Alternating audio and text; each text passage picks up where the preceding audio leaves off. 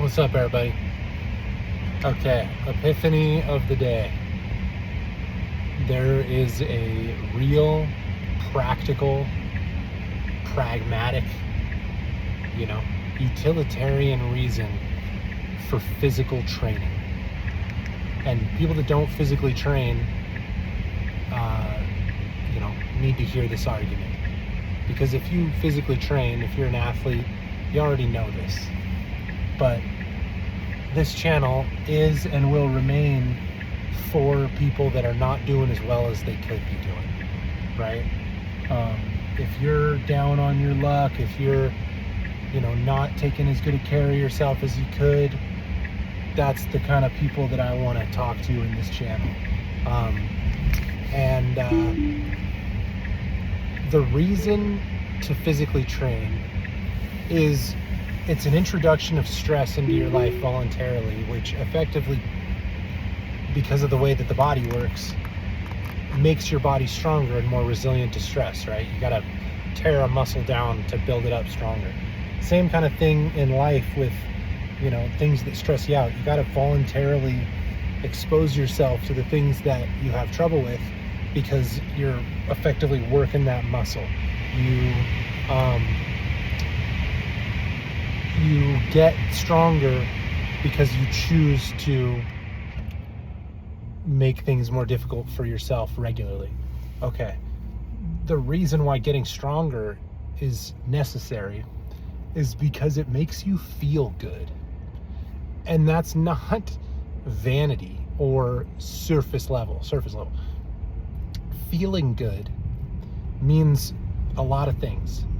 It means you have good energy to give to other people. It means you are a pleasure to be around, all other things being equal. And most importantly,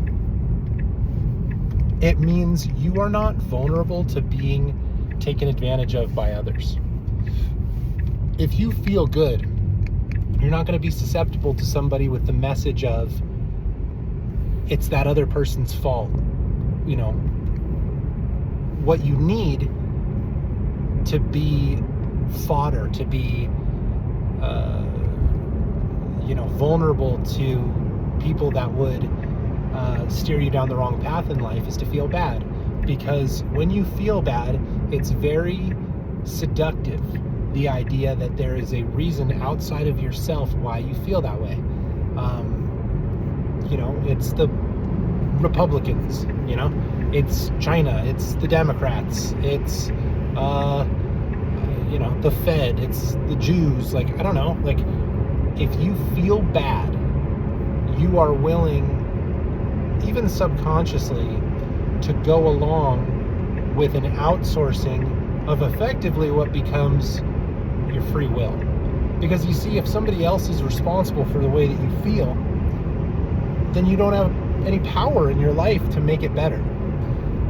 But if you regularly beat yourself up the way that physical training does, I don't care what sport, I don't care if you're doing Tai Chi in the park or if you're, running 27 miles, in the mountains, or if you're swimming, or it doesn't matter.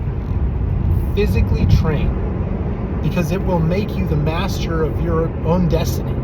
It will prove to you that I can make myself feel good. And I don't give anybody license to take that power away from me. And physical training teaches you that in your bones. And so I encourage everybody that's not feeling well, that has a bad attitude about themselves or the world, to start physically training. And the trick is, I don't know if it's a trick, but the way to make yourself be consistent, because you have to be consistent. This stuff that I'm talking about isn't going to happen the first time you go to the gym. Is to find something that you like, that you enjoy, that's fun. That's what you got to do. So that's the epiphany of the day. Find a method of physical training that you enjoy, that's fun, and be consistent with it. And recognize how you become less politically active, like, you know, in the negative sense, the less you become, you know, kind of zealous and unmoving in your, you know, thinking about divisive topics, the more pleasant you are to be around, the more you like your own company. Like, these are all cascading effects from physical training.